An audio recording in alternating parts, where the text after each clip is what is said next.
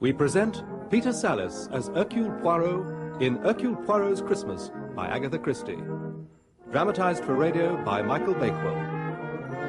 The year is 1938. Thank you very much, madam, and a happy Christmas to you. Oh, thank you very much, sir. Happy Christmas. Happy Christmas. Porter, sir. Can I help you? Yes, you certainly can. Which train, sir? I want the Adelsfield train. Oh, we'd better be pretty smart then. Number 7, sir.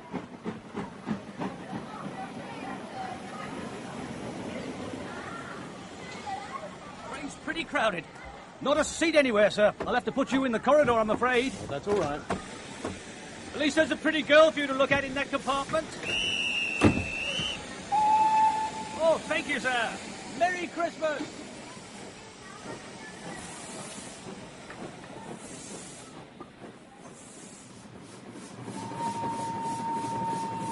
First lunch. Take your seats for first lunch. You taking lunch, sir? No. First lunch, please. Take your seats for first lunch. Do you mind if I sit in here while they're all in the dining car? No, not at all. Thank you. Yeah, you're not taking lunch? No, I'm not hungry. The train is pretty crowded. Oh, yes. The people go away from London, I suppose, to go to their families for Christmas. London's rather a terrible place, isn't it? Oh, yes. I do not like it at all. You are not English? I'm British, but I come from South Africa. Oh, I see. Have you just come from abroad? I come from Spain, but my mother was English. This must be a terrible time for Spain. The news of the war seems to get worse every day. It is very terrible, yes. Is that why you came to this country? Yes. I am going to stay with my relations. With my English relations. I see. Tickets, please. Thank you, madam. Thank you, sir. It's the third-class ticket, sir. Oh, I only came in here to sit down while they were taking lunch. Well, I'm sorry, sir, but you can't stay here. This is a first-class compartment.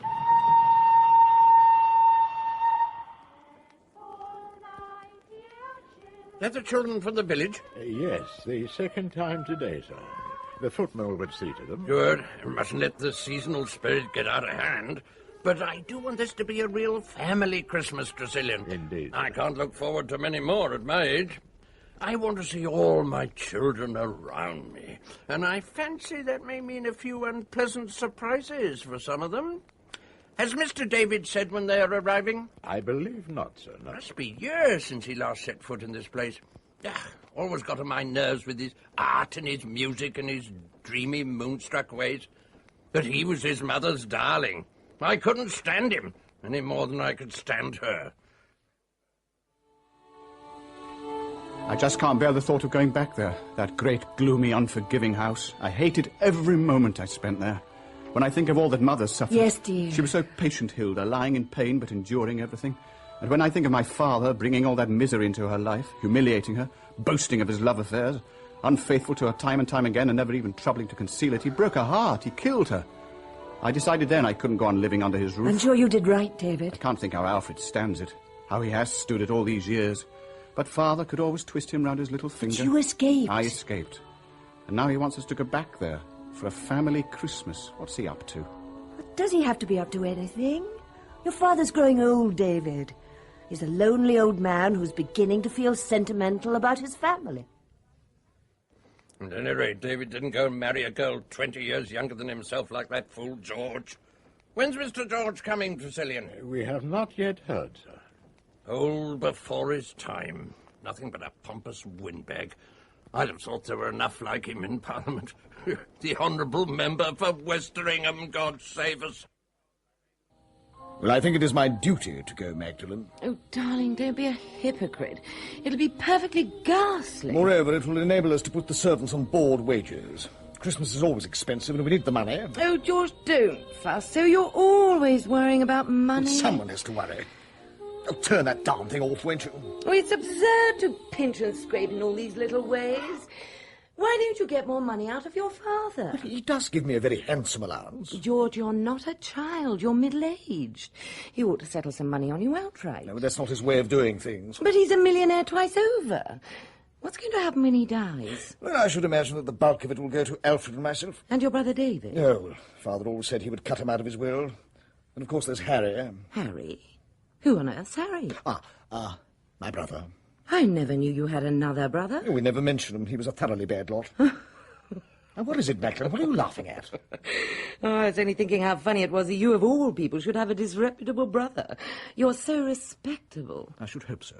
Your father isn't respectable, is he, George? Really, Magdalene? Well, sometimes the things he says make me feel quite uncomfortable.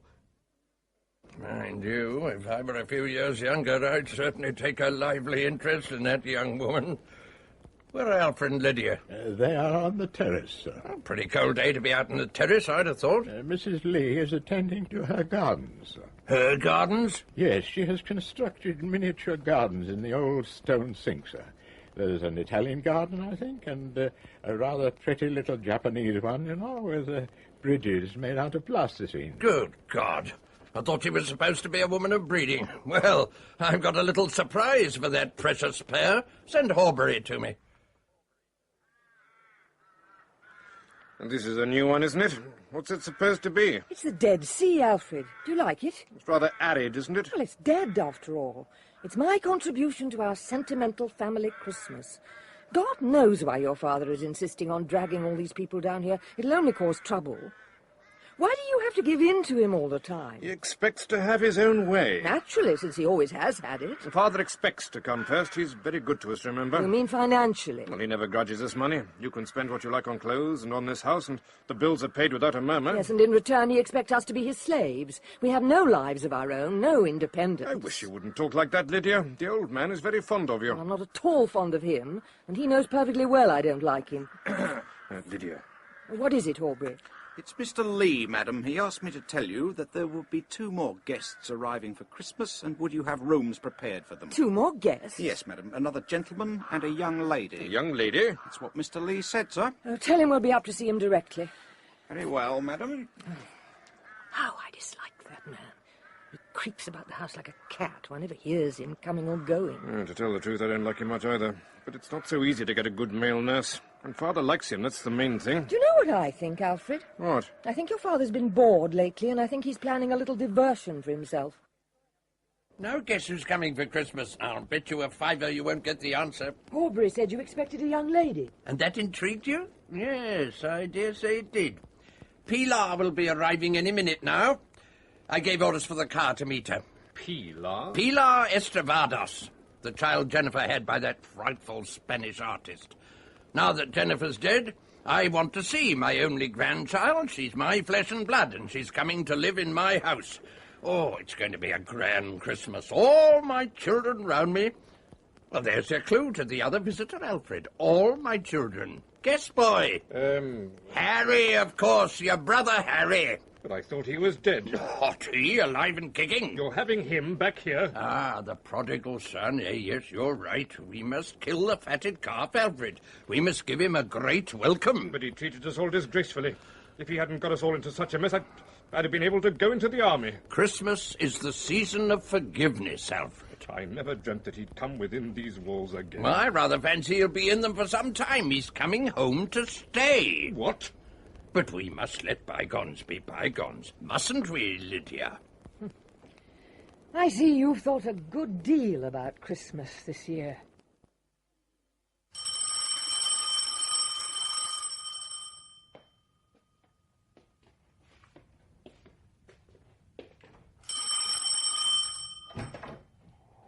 Yes, sir. Can I help you? Blessed if it isn't Tressilian. How are you after all these years? Why, Mr. Harry. That's as though I've given you quite a shock. Oh, it's cold out here. I'm expected, aren't I? Oh, yes, indeed, sir. Yes, come in, Mr. Harry. Just the same ugly old mansion. Still standing there, that's the main thing. How's my father, Tressilian? Well, he's something of an invalid, you know, sir. He keeps to his room and can't get about much. But he's wonderfully well, considering. The old sinner.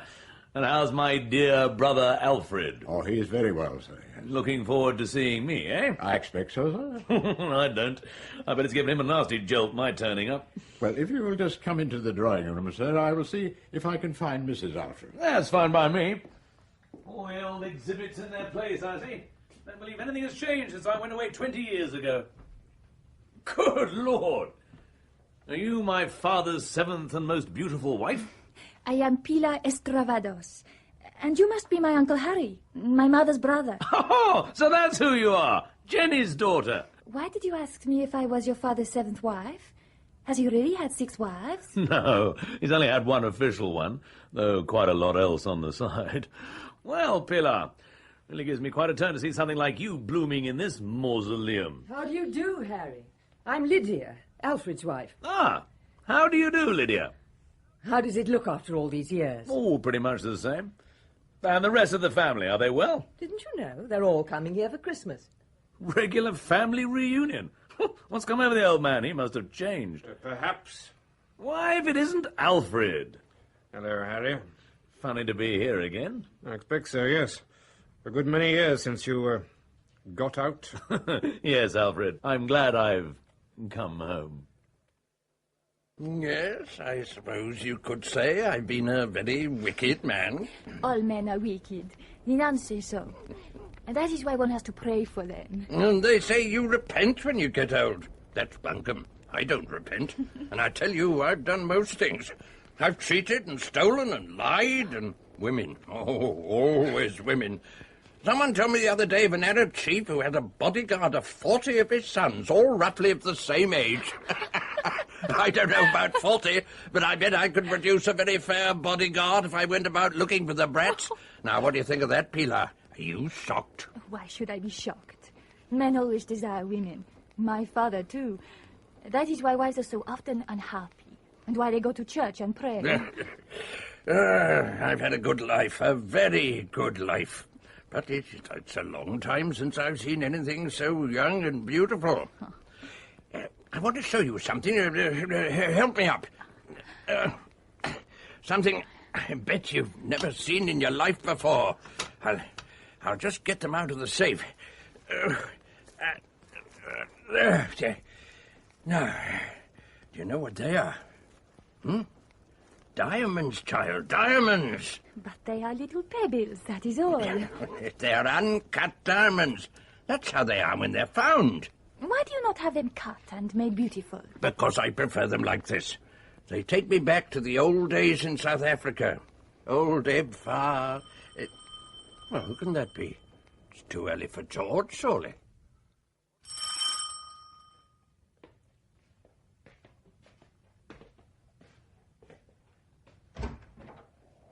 Yes, sir.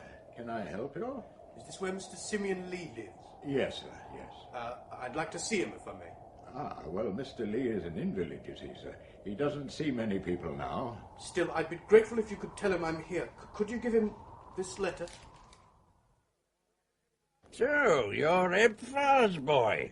Just a minute ago, I was thinking about him, remembering the old days. He told me you were partners out in Kimberley, and if I ever came over here, I was to look you up. Quite right, Mr. Farr. Good to see you.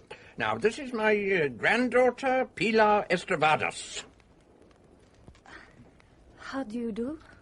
I'm very pleased to make your acquaintance, Miss Estravados. Now, sit down. Tell me all about yourself. Are you in England for long? Oh, I shan't hurry myself now I've got here. Quite right. You must spend Christmas with us. Unless you've got other plans. Well, no, I haven't, but I don't like Oh, nonsense. You're one of the family, my boy. Think of yourself as that.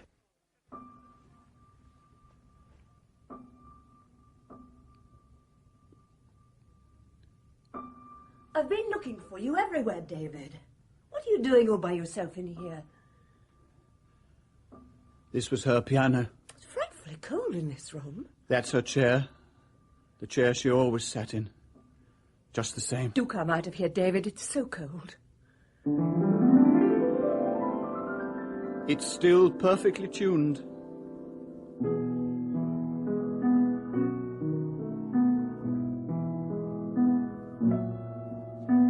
What is that? I seem to know it. I haven't played it for years. It's one of Mendelssohn's songs without words. She used to play it. Oh, play some Mozart, do. No. This was a particular favourite of hers.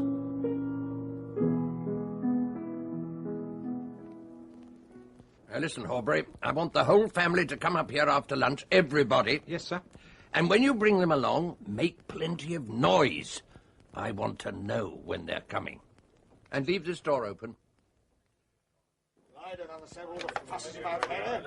What is this, Horbury? Family council? Mr. Lee was very emphatic. You should all be here. Hello? Ah, is that Charlton Hodgkin and Bruce? Come in, all of you, and sit yourselves down. Shan't be a minute. Thank you, Father. Now, is that you, Charlton? Simeon Lee speaking. Yes. No, I wanted you to make a new will for me. Oh, yes, some time since I made the other. Circumstances have altered. No hurry. I don't plan to die just yet. Well, you're all looking very glum. What's the matter? You sent for us. Oh, nothing portentous about it. No, I'm just rather tired today, that's all. None of you need come up after dinner. I'll go to bed. I want to be fresh for Christmas Day. Good old institution, Christmas. Promotes solidarity, a family feeling. What do you think, Magdalene, my dear?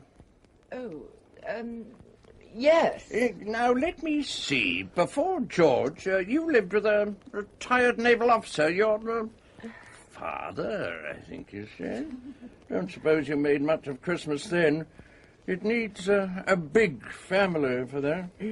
Well, yes, perhaps it does. Well, I don't want to talk about anything unpleasant at this time of year, but you know, George, I'm afraid I'll have to cut down your allowance a bit. My establishment's going to cost me a bit more in future. Oh, look here, Father, you can't do that. Oh, but I can, George. Well, my expenses are very heavy already. As it is, I don't know how I make both ends meet. Well, let your wife do a bit. I'm sure she can work out some way to supplement your income, and she could save by making her own clothes. My wife, I remember, was clever with her needle. About all she was clever with. A good woman, but deadly dull. Don't you dare say a word against my mother! Now you sit down, boy! You'll knock something over. My mother was a saint. Your mother had the brains of a louse, and it seems to me she's transmitted her brains to her children. You're not worth a penny piece, any of you. I'm sick of you all. Call yourselves sons of mine, you're not men. You're a set of namby-pamby weaklings. Pilar's worth any two of you put together. I'll swear to heaven, I've got a better son somewhere in the world than any of you, even if you were born the right side of the blanket. Hold on, Father, that's a bit thick. The same goes for you, Harry. What have you ever done? Whine to me for money from all over the world?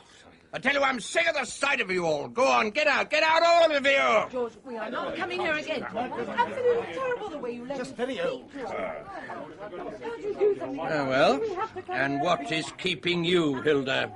Why haven't you gone and out with the rest of them? When your letter came, I believed what you said, that you wanted your family around you for Christmas. I persuaded David to come. Well, what of it? You wanted your family around you so that you could abuse them and set them all by the ears. God help you if that's your idea of fun. I always did have a specialized sense of humor. What's the matter? I'm afraid. Afraid of me? Not of you. I'm afraid for you.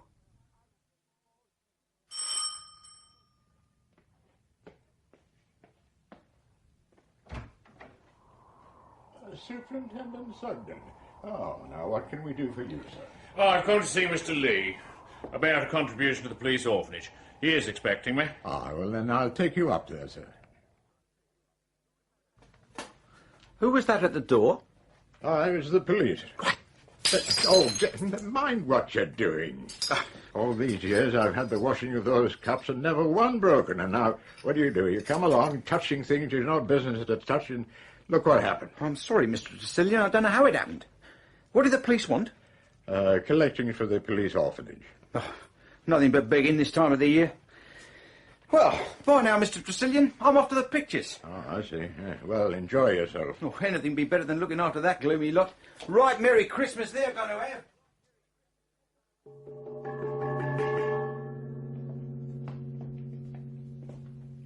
All well, Superintendent? Mr. Lee was generous and cautious as ever. Good night, Mr. Tressilian. Good night, sir. Is everything in order, Willie? They've all gone in, Mr. Tressilian. Ah, right. Well, we'll serve dinner. Well, I don't know, Mr. Tressilian. It's more like a funeral than Christmas Eve. None of them speaking a word all through dinner. Everyone on edge. What's up with them all? I'll thank you not to criticise your betters, Willie. And I don't want to see you dropping fruit out of the bowl again. No, Mr. Tressilian. Yes, well, now I'd better collect the coffee cups. Oh, that'll be Mr. David. It's not a very jolly tune for Christmas, is it? That's the Dead March, Willie. That's what that is. Good God. What's the master doing? I've never heard anything Oh, like my it. God. What's happening up there? Here, come on, let us try it. No, is it locked? Door's locked. Let me try it. Come on, here. Father! Father, open the door. Let us in. You've got to break the door down. It's the only way. That's all I'm doing. I'm doing my best. I'm doing my best. Again. Oh, my God. The mills of God grind slowly. We'd have thought the old man to have had so much blood in him.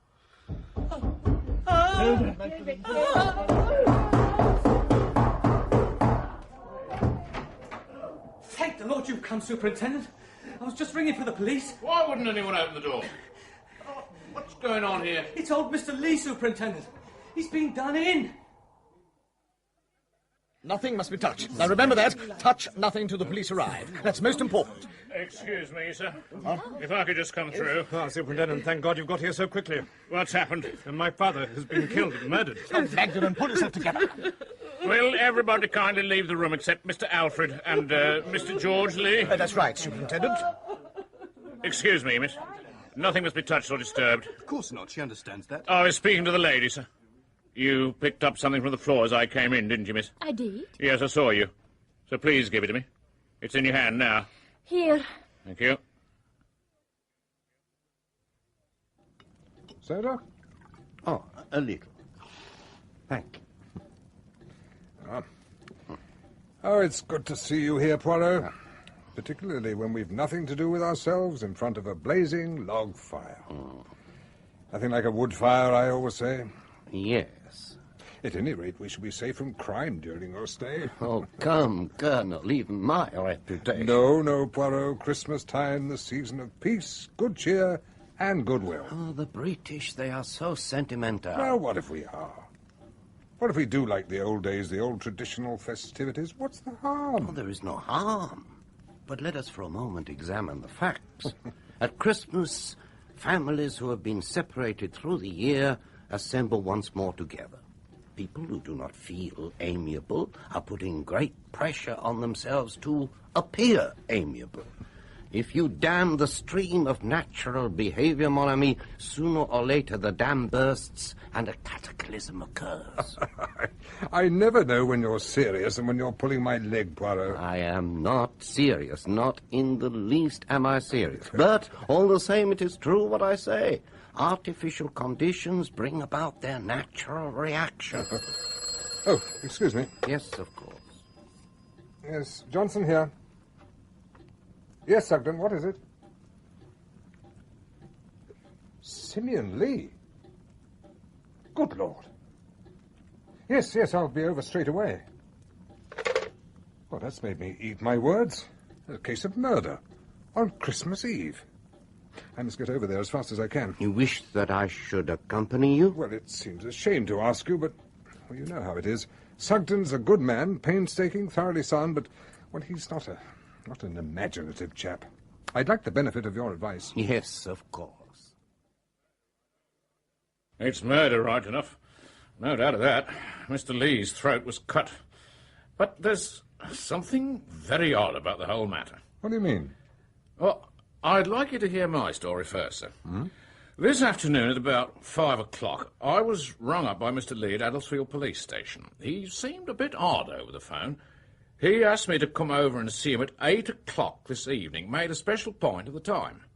Moreover, he instructed me to say to the butler that I was collecting for the police orphanage. He wanted some plausible pretext to get you into the house. Well, that's right, sir. Mr. Lee was seated by the fireplace in his room. He asked me to sit down near him. He then said, rather hesitatingly, that he wanted to give me particulars of a robbery. He said he had reason to believe that uncut diamonds to the value of several £1,000s had been stolen from his safe. Diamonds, eh? Then he said, it's difficult to explain in detail, but so far as I can see, only two persons can actually have the stones. One of them might have done it as a joke. If the other person took them, then they have positively been stolen. I asked him what he wanted me to do. He said, I want you to return here in about an hour. At that time, I shall be able to tell you definitely whether I've been robbed or not. Well, I was a little mystified, but I agreed and went away. That's very curious. What do you think, Poirot? Well, may I ask, Superintendent, what conclusions you yourself drew? Well, various ideas occurred to me, but on the whole, I figured it out this way. He reckoned that one of those people was a servant, and the other was a member of the family. Très bien, yes, that explains his attitude very well. That was why he wanted me to return later. In the interval, he meant to have an interview with the person in question. Any idea who this member of the family might be? Oh, no, sir. So, I returned to the house at 9:15 precisely.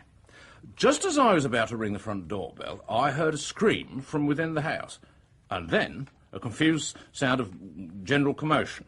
It was several minutes before the door was answered. I found Mr. Lee's room in a state of wild confusion. Mr. Lee was lying in front of the fire in a great pool of blood. Anyone in the room? Most of the family were there, sir. Just standing around. Were the windows open or closed? One was closed and locked.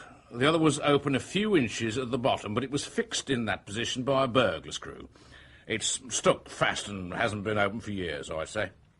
Also, the wall outside is quite smooth, no ivy or creepers. I don't see how anyone could have left that way. How many doors in the room? Just one. The door was locked on the inside. Nobody there, except the old man who'd been killed no more than a few minutes previously. And there's no possibility of suicide? No, sir. Where's the weapon if it was? But you say the door was locked from the inside? Here's the key, sir. No fingerprints. Just take a close look at it. Oh, by Jove, yes, I see what you mean. Those faint scratches on the end of the barrel. Do you see it, Poirot? Yes, I see. But that means, does it not, that the key was turned from outside the door? Turned by means of a special implement that went through the keyhole and gripped the barrel. Yes, but that isn't so easy to manage. It suggests a professional to me. Well, following that up, it looks as though there were a professional thief among the servants. That would explain the diamonds being taken, and the murder would follow on logically from that. Well, is there anything wrong with the theory? Well, it's difficult. The servants are all local people who've been here for at least 4 years. The butler's been here for close on 40. The only person new to the house is Horbury, Mr. Lee's valet attendant, and he was out of the house. Still is. Which leaves us with the family. I asked them all to stay in the drawing room until I was ready to take the statements. I see. Well, we'd better go upstairs and take a look at the body. Extraordinary. What is it, Poirot? Such a frail, shrunken old man, and yet all this. A chair and table overturned, broken glass, broken china. How did it all happen? And such a lot of blood. Funny. That's what Mrs. Alfred said. What did she say? Something about who would have thought the old gentleman would have had so much blood in him. The words of Lady Macbeth. That is interesting. It has been a particular shock to my husband, to all of us, but particularly to him. Terrible. Quite terrible. Won't you sit down, both of you? Thank you. Let me introduce Monsieur Hercule Poirot. Madame. How do you do, Monsieur Poirot? Good evening. And Superintendent Sugden here will be taking notes. Right, sir. I'm afraid this will be painful for you, Mr. Lee, but I would like an account of what happened. Of course. When, for instance, did you last see your father? At about 5:45. I sat with him for a short time. He had expressed his intention of going to bed early. Now go on, please. We had our dinner at 8:00. Dinner was over, and my wife and the other ladies had gone into the drawing room. We were sitting there at the table. Suddenly, there was the most astounding noise overhead, chairs overturning, breaking glass and china. And then, my God, I can hear it still, a horrible, long, drawn-out scream, the scream of a man in mortal agony. Who was with you when you heard that cry? My brother was there. My brother Harry. Where were the other gentlemen? It seems so long ago. What did happen? Oh, of course, George had gone to telephone. Then we began to talk of family matters, and Stephen Farr said something about seeing we wanted to discuss things and took himself off. And your brother, David? David, I don't quite know when he stepped away. Now, there's another point. I understand your father had valuable diamonds in his possession. Yes, that is so. They were rough diamonds, uncut stones. Where did he keep them? In the safe in his room. Did you know, Mr. Lee, that these stones had been stolen? What? Is that why he was killed? For the sake of the stones? Well, that's what we're going to find out. Who attended to the room? Horbury, his valet. The second housemaid goes in to do the grate and lay the fire every morning. Otherwise, he did everything. So Horbury would be the person with the best opportunity? Yes. And where were you when the crime took place? In the drawing room. You heard the noise of the struggle? I think I heard something heavy fall. Of course, my father-in-law's room is over the dining room, not the drawing room, so I wouldn't hear much. But you heard the cry? Yes, I heard that. It was quite horrible. Like a soul in hell. Thank you, Mrs. Lee. It will be better, perhaps, if we interview the other members of the house party first. The ladies may want to get to bed. Come, Alfred. Shall I send them in to you, Colonel Johnson? Oh, yes, thank you. One by one, if you don't mind. Well, it was just after dinner. I was, I think, in this room. Yes, I just finished telephoning. I put through a call to my agent in Westringham, my constituency, some urgent party business. And it was just after that you heard the scream? Yes, very unpleasant. It died away in a kind of choke or gurgle. Terrible business. Must have been the work of a lunatic. Were you aware that your father kept a quantity of valuable, uncut diamonds in his bedroom? Yes, a most unwise procedure. I often told him so. He might have been murdered for them. I mean, that is to say... Are you aware that the stones have disappeared? Then he was murdered for them? He was aware of their loss and reported it to the police some hours before his death. But then I don't understand...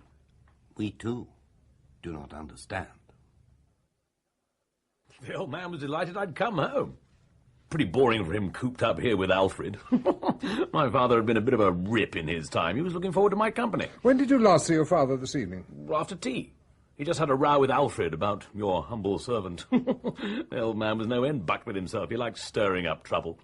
That's why he talked about altering his will. So your father mentioned his will? Yes, in front of the whole lot of us, watching us like a cat to see how we reacted. What changes did he contemplate making? Well, he didn't tell us that. I imagined, or I should say I hoped, that the change would be to the advantage of your humble servant. Pilar, too. He'd taken a fancy to her. Well, he's dead now. No wills will be altered in Pilar's favour, nor mine either, worse luck. Where were you at the time of your father's death? In the dining room with Brother Alfred. Not a very harmonious after-dinner session. We were in the middle of a pretty sharp argument when we heard the noise overhead. And then poor old father screamed. It's like killing a pig. Killing a pig? Yes. We started upstairs, but the door was locked. Had to break it down. How the devil it came to be locked, I can't imagine. When we got up to his room, he was speaking to his lawyers about his will. And then he told Alfred he was looking very glum. Alfred was very upset because of Harry coming home to live. And then Mr. Lee said something about his late wife. She had the brains of a louse, he said. And David sprang up and looked as though he'd like to murder him. Oh, I didn't mean that. I didn't mean it at all. No, quite so, quite so. A figure of speech, that's all. Yes. Now, where were you at the time of the crime? I think I was in the drawing room. Aren't you sure? Of course. How stupid of me. I'd gone to telephone. In here? Yes, it's the only telephone, except the one upstairs in my father-in-law's room. Was anyone else in here with you? Oh, no. I was quite alone. I see. And then?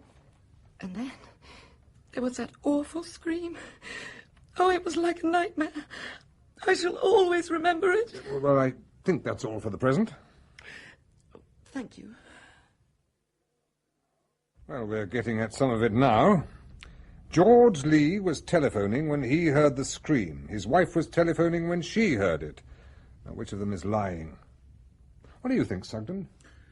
I don't want to speak offensively of the lady, but I should say that she'd be first class at getting money out of a gentleman, but I don't think she'd cut a gentleman's throat. But one never knows, Moliere.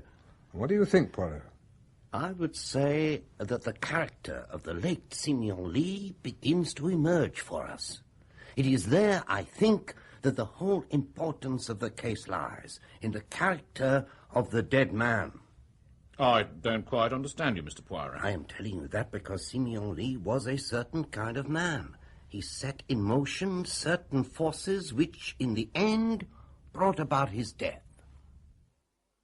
So, Mr. David, did your father mention his late wife at all? Yes, he did. He insulted her. Your mother has been dead for some years. She died when I was a boy. She was not, perhaps, very happy in her life here? Who could be happy with a man like my father? My mother was a saint. Your father was perhaps distressed by her death? I don't know. I left home. Before this visit, I had not seen my father for 20 years. And where were you at the time of the murder? I could see that Alfred and Harry were going to quarrel, so I slipped away to the music room and played the piano. Which is next to the drawing room? Yes. I played there for some time, and then I heard the noise from upstairs, and my father screaming like a soul in hell. God, it was awful. Were you alone in the music room? No. My wife Hilda was there. He wanted to stir up strife. Why else would he have brought us all together? And why did he arrange for us to hear him saying he was going to make a new will? Are you sure he did that deliberately? Oh, I'm certain of it. So that, really, he may not have meant to alter his will at all? No, I think that part of it was quite genuine. He probably did wish to make a new will, but he enjoyed underlining the fact. Now, Mrs. Lee, I'd be grateful if you would tell us what you were doing when the crime occurred. I was with my husband in the music room. And then? We heard tables and chairs overturned upstairs, and then that awful scream. Like a soul in hell? It was worse than that. What do you mean, madame? It was like someone who had no soul. It was inhuman, like a beast. So you have judged him, madame? Had your mother spoken to you of your grandfather much, Miss Estravados? She said he was an old devil.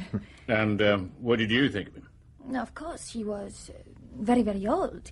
He had to sit in a chair, and his face was all dried up. But I liked him all the same.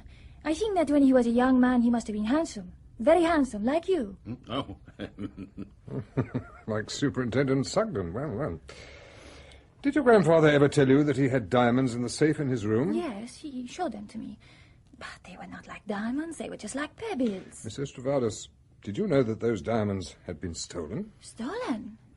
Now, I understand that all the family came up to your grandfather's room in the afternoon and that some angry words passed. Yes. It was great fun.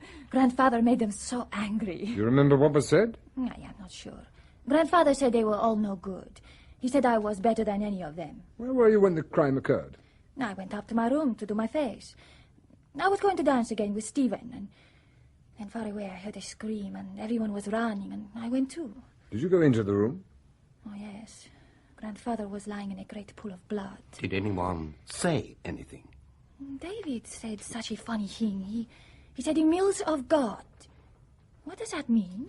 Oh, it's an English proverb, my dear. Well, I don't think there's anything more, Miss Estravados. Nothing more? Then I shall go to bed. Good night. Good night, ma'am. Good night. Good night.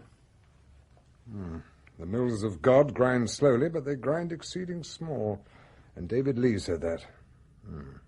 Who's left, Superintendent? Stephen Farr. The only one who's not family.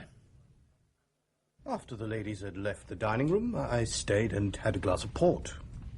I realized that the Lees had family business they wanted to discuss, so excused myself and left them. And what did you do then? Well, there's a room with a gramophone, sort of a little ballroom. I played some dance records. It was possible, perhaps, that someone might join you there? One always hopes. And did Senorita Estravados join you there? I am afraid not. I was still there when I heard the rumpus, and ran hell for leather to see what was the matter. I helped Harry break the door down. And is that all you have to tell us? Absolutely all, I'm afraid. You've no knowledge of anyone Simeon Lee had done a bad turn to, out in Africa? He had enemies, of course. Must have had, but I don't know of any specific case. Except, perhaps, yourself, Mr. Farr. You think I came to revenge some injury against my father? Well, there's nothing doing there. Simeon and Ebenezer had nothing against each other No, we're not accusing you of anything, Mr. Farr. I didn't much care for the tone of Mr. Poirot's voice. Well, that is unfortunate. Thank you, Mr. Farr. That'll be all for the present. You will, of course, not leave the house. Well, there's nowhere much to go. And tomorrow's Christmas Day. There goes X, the unknown quantity. His story seems straightforward enough, but that gramophone alibi isn't too good. My dear friend, compare the physique of Stephen Farr with that of Simeon Lee. Simeon Lee couldn't possibly have put up a fight against him. Can you imagine that frail old man and that magnificent specimen of humanity struggled for some minutes, overturning furniture and breaking china? You mean that it was a weak man who killed Simeon Lee? Or a woman? Ah. Well, there's nothing much more that I can do here. You've got things well in hand, Sugden. Oh, we ought to see that old butler fellow, just to confirm that everyone was where they said they were at the time of the murder. Such a violent thing to happen, sir. In this house, where everything has always gone on so quietly, you know. It was a well-ordered house, but not a happy one. Oh, I wouldn't like to say that, sir. In the days when the family was at home, it was happy then. It wasn't perhaps what one would call very harmonious, sir. And Mr. Harry, what was he like? Oh, always rather a wild young gentleman, sir, but good-hearted, you know. Gave me quite a turn, it did, when the bell rang, and then again, so impatiently. And I opened the door, and there was a strange man. And then Mr. Harry's voice said, "Hello, Tressilian. Still here, eh? Just the same as ever?" It must have been a strange feeling. It seems sometimes, sir, as though the past isn't the past, you know. There's the feeling that comes over you, as though you'd done it all before. Yes. Yes, it just seems to me as though the bell rings and I go to answer it, and there's Mr. Harry. Even if it should be Mr. Farr or some other person. I'm just saying to myself, you see, that I've done this before. Oh, that is interesting, very interesting. We just want to get the various times checked correctly. Now, when the noise started, I understand that only Mr. Alfred Lee and Mr. Harry Lee were in the dining room. Is that so? I really couldn't tell you, sir. All the gentlemen were there when I served coffee to them, but that would be about a quarter of an hour earlier. Mr. George Lee was telephoning. Now, can you confirm that? I think somebody did telephone, sir. The bell rings in my pantry, and when anybody takes the receiver off to call a number, there's a faint noise on the bell. I do remember hearing that. You don't know where anyone else was? Mr. David, I think, was playing the pianoforte in the music room, sir. You heard him? Oh, yes, sir, yes. It was like a sign, sir, so I felt afterward. It was the Dead March he was playing. Even at the time, I remember it gave me the creeps. It is curious, yes. Now, about this fellow Horbury, the valet. Are you definitely prepared to swear that he was out of the house by 8 o'clock? Oh, yes, sir, yes. It was just after Mr. Sugden here arrived. I remember particularly because he broke a coffee cup. Horbury broke a coffee cup? Yes, sir, one of the old Worcester ones. He'd no business to have been handling it at all. He was holding it up, admiring it, and I happened to mention that Mr. Sugden had called, and he dropped it. Did you say Mr. Sugden, or did you mention the police? Well, I come to think of it, sir, I mentioned that the police superintendent had called. Did Horbury ask any questions about the superintendent's visit? Yes, sir, yes. He told me he'd come collecting for the police orphanage. And did Horbury seem relieved when you said that? Do you know, sir, now you mention it, he certainly did. And then he left? Yes, sir, yes. He passed through the kitchen where the cook and the kitchen maid saw him and through the back door. Is there any means by which Horbury could return to the house without anyone seeing him? Oh, I don't see how he could have done it, sir, no. All the doors are locked and bolted on the inside. How does he get in when he comes? Oh, he has a key to the back door, sir. Well, he could have returned that way, then? Not without passing through the kitchen, sir. And the kitchen, you see, would be occupied till well after 9:30. Well, that seems conclusive. Thank you, Tressilian. Thank you, sir. Oh, has Horbury returned yet, do you know? He came in just as you called me, sir. Good. And we'll have him in. I left the house just before 8, sir. I went to the Electric, sir. It's within easy walking distance. Love in Old Seville was the picture, sir. Anyone who saw you there? The young lady in the box office, sir. She knows me. And, as a matter of fact, I was with a young lady, sir. I met her there by appointment. Doris Buckle, sir. She works in the combined dairies. Well, you can give all those particulars to Mr. Sugden later. What I want to know is this. At what time did you last see Mr. Lee this evening? It was about 7:30, sir. I went in to take away his supper tray and to put out the sherry and 2 glasses on the bureau. Why did you do that? Mr. Lee's orders. Was that usual? Sometimes. It was the rule that none of the family came in to see Mr. Lee in the evening unless he invited them. And had he invited anyone this evening? Don't know, sir. He hadn't sent any message by me, but he might have asked one of them personally. Now, there's something more we want to know, Horbury. Sir. What can you tell us about the diamonds Mr. Lee kept in his safe? Diamonds, sir? I never saw any diamonds. Mr. Lee kept a quantity of uncut stones there. You must have seen him handling them. Oh, those funny little pebbles, sir. Yes, I did see him with them once or twice, but I didn't know they were diamonds. He was showing them to the foreign young lady yesterday. Well, those stones have been stolen. Well, I hope you don't think, sir, that I had anything to do with it. That remains to be seen. That'll do. I shan't want you again tonight. Yes, sir. Good night, sir. Thank you, sir. An unprepossessing person. The question is, what do we think of his evidence? Well, say he took the diamonds, gathered from the old man's mouth that he was suspected, made his plans accordingly, went out ostentatiously at 8 o'clock and cooked up an alibi. Easy enough to slip out of a cinema and return here unnoticed. Well, I think we'll call it a night.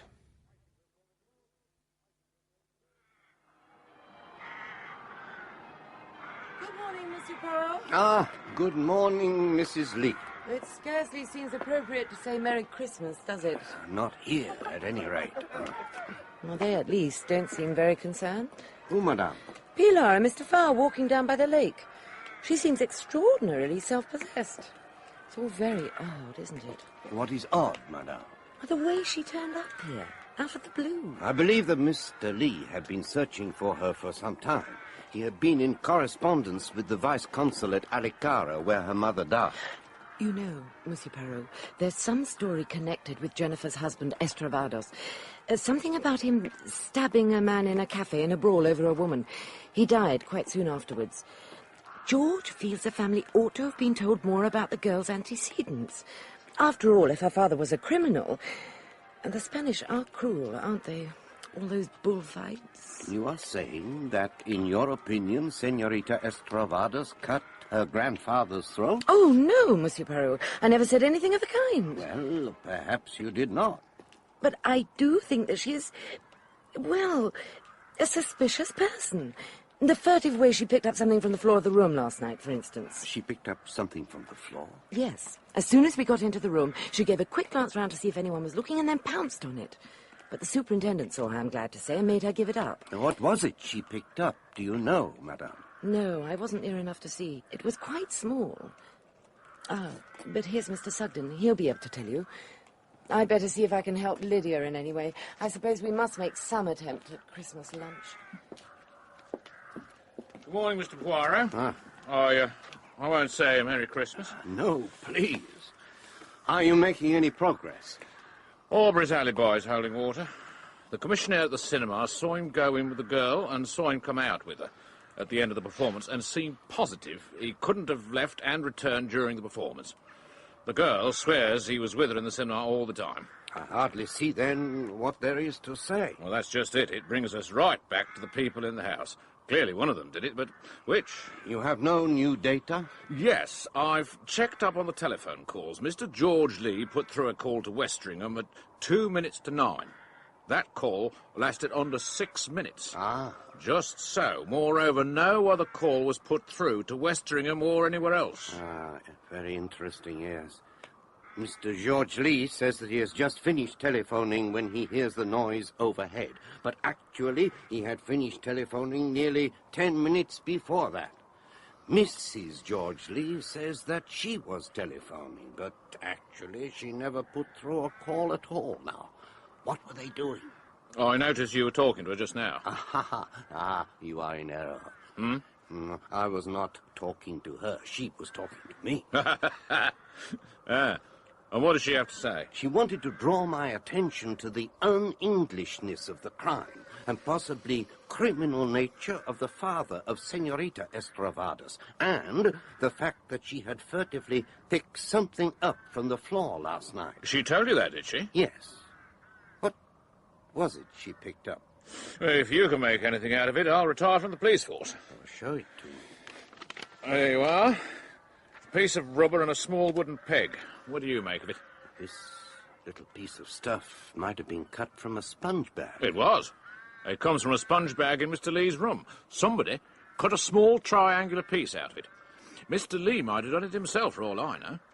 As for the peg, it's just, well, rough wood, whittled out of a bit of deal, I'd say. Most remarkable. They don't mean anything at all to you? I must confess, nothing whatever. Well, let's get down to the facts. To begin with, there are the people who couldn't have done it. And they are? Well, Alfred and Harry Lee. They've got a definite alibi. And the others? Well, I've made out a list. At the time of the crime, David Lee was playing the piano in the music room, confirmed by his wife. Mrs. David Lee was in the music room, confirmed by her husband. Miss Estravados was in her bedroom, no confirmation. Stephen Farr was playing records in the ballroom, confirmed by 3 of the staff who could hear the music in the servants' hall. And Mr. and Mrs. George Lee are simply 2 question marks. So much for opportunity. Now, let's consider motive. There again, we can wash out certain people. Miss Estravados, for one. As the will stands, she doesn't gain anything at all. It seems unlikely, therefore, that she has anything to do with the crime, except that you might argue that to cut a man's throat is an un-English sort of thing to do, as your friend Mrs. George put it. Oh, do not call her my friend, or I shall speak of your friend, Miss Estravados, who finds you such a handsome man. Oh, steady on, Mr. Poirot. Oh, it is true, it is true. Your moustache is superb.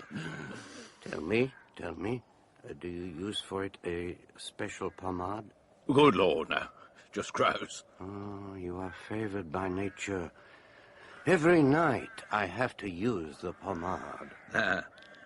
Yeah, well, now, Harry Lee had every opportunity for keeping the old man alive, in the hope that he'd make a new will. You see, we're getting on. Oh, how true. Very soon there will be nobody left. We've still got George Lee and his wife, and Mr. and Mrs. David Lee. They all benefit by the death, and George Lee, from all I can make out, is grasping about money. Moreover, his father was threatening to cut down supplies. So, we've got George Lee with motive and opportunity. And David Lee? Well, he doesn't strike me as the mercenary type. As I see it, there are 3 possible motives for this murder. The diamond complication, the will, and there's, well, just plain hate. Ah, you see that, do you? If David Lee killed his father, it might explain the bloodletting. So much blood. It takes me back to ancient rituals, to blood sacrifice, to the anointing with the blood of the sacrifice. Well, I'm going back to the house. Are you coming, Mr. Poirot? No, not for the moment, Superintendent. I shall walk for a while on the terrace. Well, there's no doubt about it. They're the diamonds, all right. See for yourself, sir. And where did you say you found them, Poirot? In one of the small gardens on the terrace, constructed by Mrs. Alfred Lee. Mrs. Alfred? Well, that doesn't seem likely. One will not easily believe her a thief, no. Anybody could have hidden them there. Well, that is true. It was convenient that in that particular garden, the Dead Sea, there happened to be pebbles very similar in shape and appearance. It was an ideal place for whoever took the diamonds. Well, we'd better get on. Anything fresh to report, Sugden? There's some new information about Horbury. A reason why he might be scared of the police. Oh, what's that? Extorting money under threats. Modified blackmail. The case couldn't be proved, so he got off, but I rather fancy he's got away with a thing or two in that line. That's why he got the wind up when Tresillian mentioned a police officer on the night of the murder. So much for Horbury. Anything else? Mrs. George Lee, so we've got a line on her before her marriage. Was living with a Commander Jones, passed as his daughter, but she wasn't his daughter. I think, from what we've been told, that old Mr. Lee summed her up pretty correctly and was just amusing himself by taking a shot in the dark, and he got her on the raw. That gives her another possible motive. She may have thought he knew something definite and was going to give her away to her husband. Why not have them in together, sir, and get that telephone business straight? Yeah, good idea. You put through a call to Westringham, I think you said, Mr. Lee. Yes, I did. To my agent in the constituency. I can refer you to him. We're not disputing the point. Your call went through at 8:59 exactly, and it was terminated at 9:04. Your father, Mr. Lee, was killed about 9:15. I must ask you once more for an account of your movements. I told you, I was telephoning. No, Mr. Lee, you weren't. Well, I just finished, and I was wondering whether to make another call. You could hardly debate whether or not to make a telephone call for 10 minutes. Are you doubting my word? The word of a man in my position? Colonel Johnson, do you countenance this attitude? In a murder case, Mr. Lee, these questions must be asked and answered. Well, I have answered. I was debating a further call. And you were in this room when the alarm was raised? I was. Yes, I was. I think, Mrs. Lee, that you stated that you were telephoning when the alarm broke out and that at the time you were alone in this room. I don't know. I don't remember what I said. I was so upset. We've got it all written down, you know. Of course I telephoned. I just can't be sure Well, where did you telephone from? Not in here. I suggest, Mrs. Lee, that you didn't telephone at all. Oh, George! Don't let them bully me. You know how upset I get when anyone goes on at me and frightens me. I can't remember anything at all. They're being so beastly to me. Oh, it's disgraceful. I went to my wife bullied and frightened out of her life. I shall have a question asked in the house about police methods. It's disgraceful. We've got them going properly. She'll be back in a minute when she's decided what to say. Well, it certainly looks very fishy. What's the matter, Poirot? Seen a ghost? You know, I'm not sure that I have not done just exactly that. Excuse me, gentlemen. What did I say? Oh, come in, my dear. Thank you. My husband thinks I've gone to my room. Colonel Johnson, if I tell you the truth, you will keep quiet about it, won't you? I mean, you don't have to make everything public, do you? You mean something that has no connection with the crime? Yes, no connection at all. Just something in my private life. You tell me what you have to say, and I'll be the judge. You see, it's like this.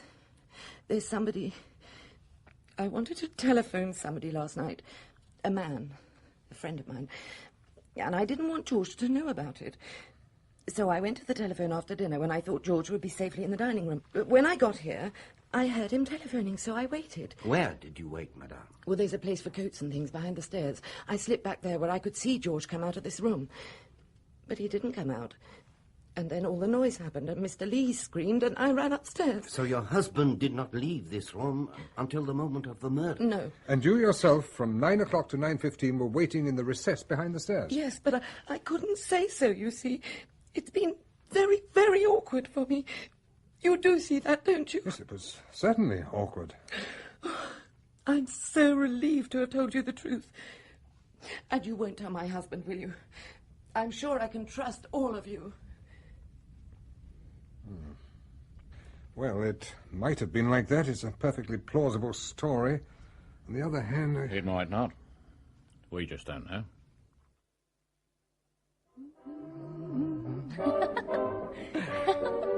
There's something I've been meaning to ask you. What is it? When I first came here, when I saw you in Simeon's room, why didn't you mention we'd met before? Because I did not know why you had come here. I thought perhaps you had come to see me. Mes enfants, oh, you are disturbing my concentration. I wanted to dance to the gramophone, but Stephen said it was wrong for a house of mourning. It sounded so strange. But we tried to muffle it as best we could with a scarf and a pair of stockings. It is silly to pretend to be sad. Come out into the gallery. I want to show you something. Come. You see? A portrait of Simeon Lee when he was a young man. But how very different he looks. Like Harry might have been 10 years ago. And now here is Madame, your grandmother. Very blonde hair, mild blue eyes. Like David. Yes. The heredity, it is very interesting. And you see here, this lady with golden hair and blue eyes. Oh, my mother. I have her portrait here in my locket. And is that your father? Yes. What beautiful blue eyes. Few Spaniards have the blue eyes, I think, senorita. Sometimes in North. Besides, my father's mother was Irish. Ah, yes. And that reminds me, senorita, your passport. It is needed by my friend the superintendent. These tiresome police regulations. It is in my room. I will go up and get it. Ah, Mr. Farr, there is something I wish to discuss with you. Will you come along with me to the scene of the crime? Yes, of course. Now, these two statues standing just by Simeon Lee's door, they seem to have a particular regard for their virtue. You see how they clasp their draperies to their breasts? I noticed them 2 nights ago when we all dashed up to the old man's room, but I thought there were 3 then. That must have been a trick of the light. Well, all cats are grey in the dark. Ah, Superintendent. Mr. Poirot? Yes, I would be grateful if you would do me a small favour. Senorita Estravados has gone to her room to get her passport for you. Could you go there to receive it? And make sure the rest of the family are somewhere nearby. You remember our little arrangement? Oh, I haven't forgotten. Come on, Mr. Farr, let us go in. You have the memories, yes? I have the memories, Mr. Poirot. Only 2 days ago he was sitting in that chair, but I don't imagine you brought me here to talk about my memories. Well, in a way. You were in the little ballroom, I think, when Mr. Lee was killed. That's right. You did not hear the scream, I think you said. I don't think I did. Somebody did cry out, but that may have been somebody downstairs. You did not hear a noise like this? What do you think you're doing? Do you want to scare the whole house? They'll think somebody else has been killed. No, it's just... It's just a little experiment, Mr. Farr, but let us continue. You were, I think, the first person to arrive on the scene that night. Was I? I don't remember. No, I think one of the ladies was here before me. Which lady? One of the wives, George's wife, or David's. What's going on? It is nothing. Do not be alarmed. A little experiment that I Why is made. everybody rushing about? What's going on? You were with the senorita? Yes. And you did not hear me scream? Not a sound. That is all I wanted to know. You may all go now. That's the trouble with these chaps from across the channel. Quite unstable. Yes, steady, George. You're quite right. Oh, Madam Lee, could I have a little word? Yes, what is it? Tell me. Is there a shop in Adelsfield where one can buy, how you say it, fancy dress, wigs, beards? Yes, Monsieur Poirot, there is. What is it you're looking for? Something to surprise you all with, madame, that is all. Pilar, what's the matter? They have had the reading of the will. I've got nothing. Nothing at all. It was a will made many years ago. My grandfather left money to my mother, but because she is dead, it does not go to me, but goes back to them. That seems rather hard lines. That fat George, he was very pleased. Oh, I'm sure that Alfred and Lydia will look after you. That would not be amusing. Oh, it is all so dreary. And I came here because I had been told that at Christmas all the English enjoy themselves. Not if they've got a little matter like a murder to cope with. But here, you see? These are all the things that Lydia was bringing out for Christmas. Gold and silver balls with a tree, boxes of crackers, balloons. Balloons? Oh, I love balloons. Can we blow one up? Lydia would not mind. Here we go. You look so funny with your cheeks puffed out. Here. Pat it back to me. Here.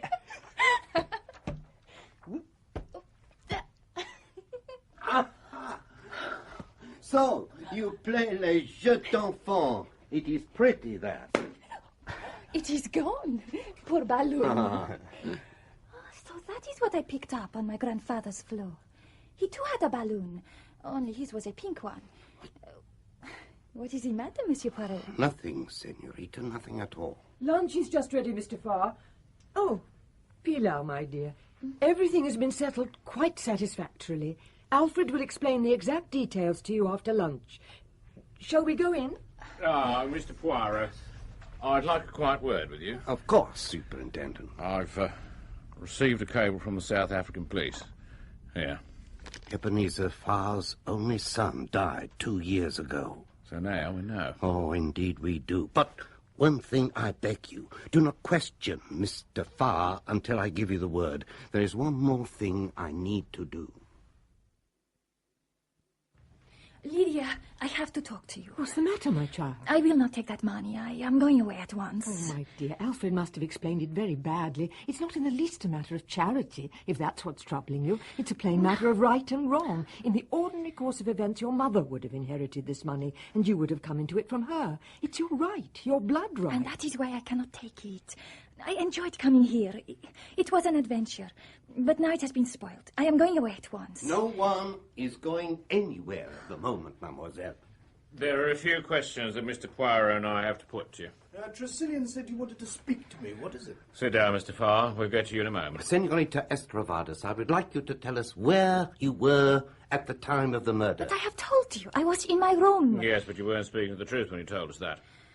You could not have heard the scream from your room. That was the point of my little experiment. I will tell you where I think you were, senorita. You were in the recess with the statues of the nymphs, quite close to your grandfather's door. How did you know? Mr. Farr saw you there. I never saw any such thing. I ask your pardon, Mr. Farr, but you did see her. Remember your impression that there were 3 statues in the recess, not 2. Senorita Estravados was the 3rd statue you saw. Is that not so? Yes, it is true. So, now you will tell us what you were doing there.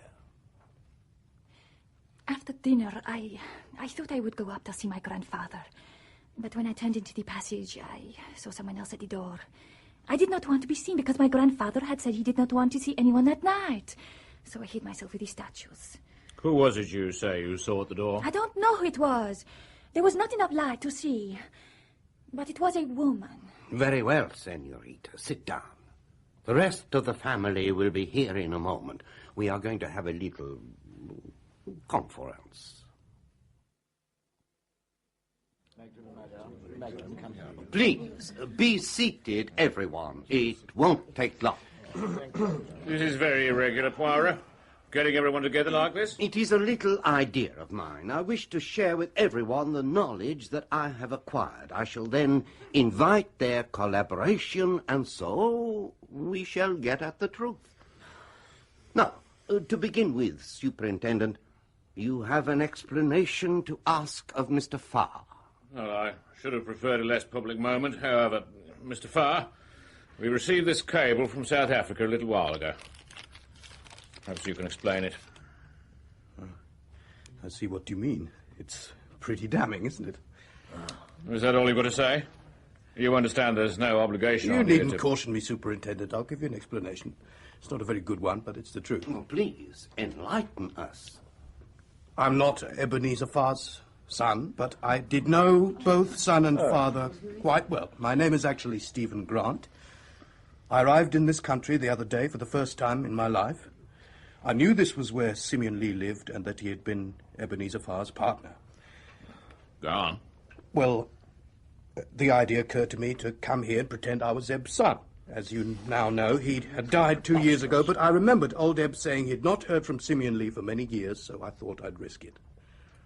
It worked like a charm, and I got to know Senorita Estravados. You can cable to South Africa and check up on me. You'll find I'm a perfectly respectable citizen. I'm not a crook or a jewel thief. I never believed you were. Now I think Miss Estravados has something to say. I would never have told you, but for Lydia and the money. To come here and pretend and act out a part, that was fun. But when Lydia said I should have the money, that was different. It was not fun any longer. It was cheating. My dear young lady, what on earth are you talking about? Pilar Estravados was killed when I was traveling with her in a car in Spain. I was not touched. I did not know her very well, but she had told me all about herself and how her grandfather had sent for her to go to England and that he was very rich. I had no money. And I thought suddenly, why should I not take Pilar's passport and go to England and become very rich? But how did you find out, Monsieur Poirot? Mademoiselle, if you have studied the laws of Mendel, you would know that 2 blue-eyed people are not likely to have a brown-eyed child. I think there's a good deal more you haven't told us. I suggest that it was you who had stolen the diamonds and that your grandfather had sent for you. He accused you of the theft. Perhaps he tumbled to the fact that you weren't his granddaughter. You slashed at him with a knife. It is not true. I did not steal the diamonds. I did not kill him. Of course she killed him. I always said an outsider killed my father. It is preposterous to pretend that one of the family would do a thing like that. And yet, that is what did happen. What? Simeon Lee was killed by his own flesh and blood for what seemed to the murderer to be a very good and sufficient reason. One of us? Who are you to suggest such a There thing, is a case against every person here. You, Mr. George Lee, you had no love for your father. But he had threatened to cut your allowance that very day. I absolutely refuse. Your wife, too, had a motive. She is, I think, in debt. And the tone of certain of your father's remarks may have caused her uneasiness. outrageous. She said she went to telephone, but we know that she did not do so. And then there is Mr. David here. He did not forget or forgive the way his father had treated his mother. He is supposed to have been playing the piano at the time of the murder, the Dead March. But suppose somebody else was playing the Dead March, somebody who knew what he was going to do and approved his action. That is an infamous suggestion. All right, Monsieur Poirot. What about Alfred and me? We were together in the dining room at the time of the murder. Suppose it is all part of a clever plot. One of you remains in the dining room, talking and quarrelling aloud, as though there were two of you, while the other goes upstairs and kills the old man. This is preposterous. Do you really mean to tell I me? have to show you the possibilities. These are the things that might have happened. Then there are the circumstances of the crime itself. A heavy table and a heavy chair are overturned in a struggle involving a frail old man. He was fighting for his life, Poirot. There are so many things which did not fit. Why was the door locked from the outside? What was the meaning of the piece of rubber and the peg found on the floor? Why did Simeon Lee first report the theft and then ask the superintendent to return later? Why not simply ask him to wait downstairs? And I say to myself, this is all wrong. We are looking at it from the angle the murderer wants us to. Look, Poirot, how much longer do we have to sit here while you air your theories? Not much longer, my friend. For at this stage I got my first glimmer of light. Mrs. Alfred Lee quoted a line of Macbeth.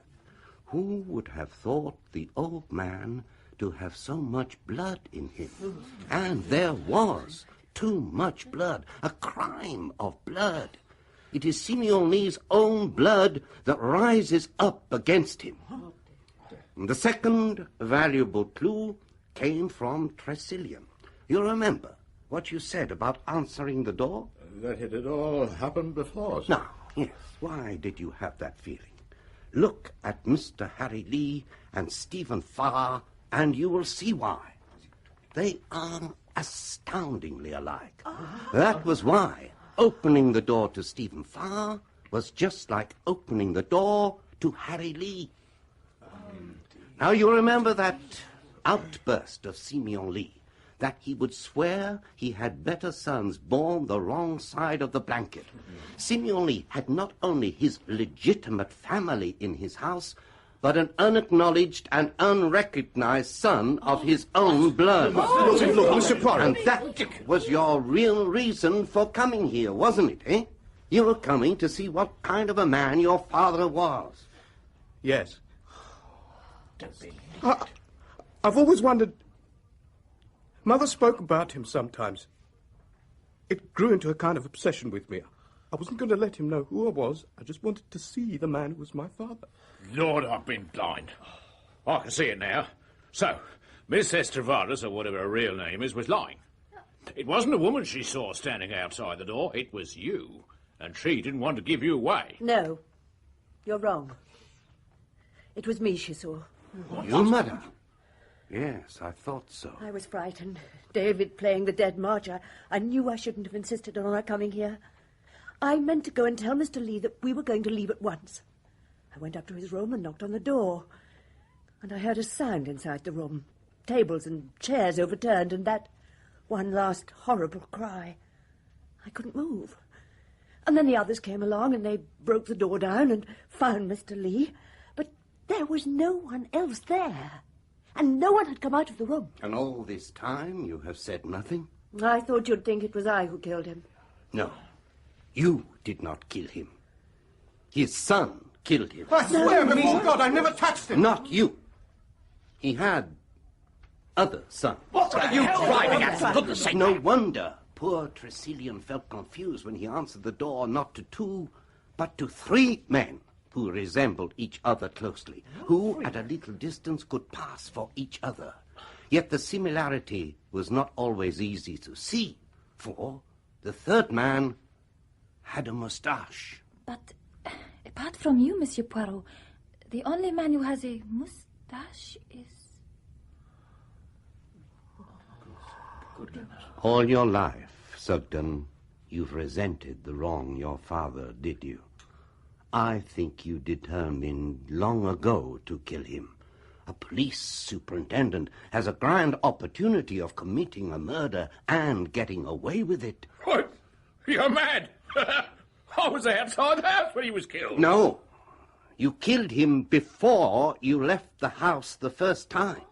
It was you who rang him up and spoke vaguely about an attempt at robbery. You came here and told him a tale about substituted diamonds. He opened his safe to show you the real diamonds were still in his possession. You cut his throat, holding your hand to his mouth so that he wouldn't cry out. Child's play to a man of your physique. But I heard the struggle. I heard him scream. Nah, it was all part of a carefully planned illusion. You piled up tables and chairs, lamps and glasses, and twined a very thin cord in and out between them. Then you passed the 2 ends of the cord out through the narrow slit at the bottom of the window and let them hang down the wall. You had with you a bottle of some freshly killed animal's blood, to which you had added a quantity of sodium citrate. You sprinkled this about freely because, to satisfy some primitive instinct, you wanted the murder to look like a ritual sacrifice. So when we all sat down to dinner, Father was already dead? Exactly. You hid the diamonds in Lydia's Dead Sea garden. A little before 9:15, you returned, and, going up to the wall, you pulled on the cord. That dislodged the furniture and the china, which fell with a crash. You pulled one end of the cord and rewound it round your body under your coat. But I distinctly heard him scream. Like the cry of someone you said who had no soul. Yes. Inhuman, like a beast. Yes. But it was Harry Lee who came nearest to the truth. It sounded like killing a pig? Just so. Do you know those long bladders with faces on them called dying pigs? As the air rushes out, they give forth an inhuman wail. You arrange one in the room and stop the mouth of it with a peg connected to the cord. So, on top of the falling furniture came the scream of a dying pig. So that is what I found. Yes, but after the superintendent took the remains of the bladder from you, he substituted a piece cut from Mr. Lee's sponge bag. It answered to the same description. And it was not until you were playing with a balloon that burst, and you said that it must have been a burst balloon you had picked up from Simeon's room, that I saw the truth. And all because I played with a balloon. Yes, senorita. But you must already have given the superintendent one very nasty moment. Do you remember when you said of Simeon Lee, he must have been a very good-looking man when he was young, and you turned to Sugden and said, like you meant it quite literally. When were you sure, Poirot? You remember, Mrs. Lee, that I asked you if you knew of a fancy dress shop? Yes, Monsieur Poirot. Well, I wanted to buy a false moustache to try on Simeon Lee's picture. When I did so, Superintendent, the face that looked at me was you. God rot his soul in hell. Oh, I'm glad I did it.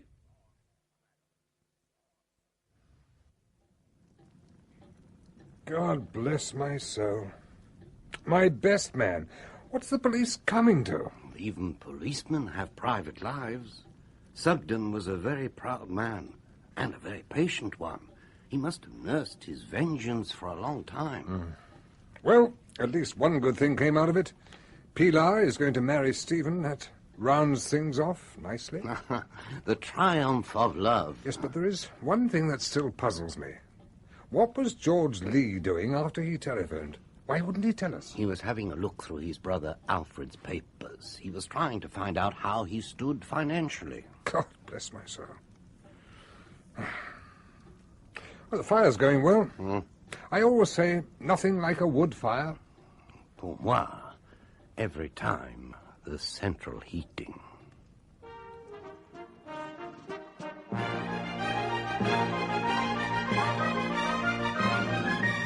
Peter Sallis played Hercule Poirot in Hercule Poirot's Christmas by Agatha Christie, dramatised for radio by Michael Bakewell. Superintendent Sugden was Edward de Souza, Colonel Johnson, Manning Wilson, and Simeon Lee, Cyril Luckham. Alfred, Richard Durden, Lydia, Rachel Gurney, George, Gordon Reid, Magdalene, Avril Clark, David, George Parsons, Hilda, Sheila Grant, and Harry, Nicky Henson. Stephen Farr, James Goode, Pilar Estravados, Deborah Makepeace, Horbury the manservant, Stuart Organ, Willie the footman, David Goodland, and Tressilian the butler was Deryck Guyler. The play was directed by Enyd Williams.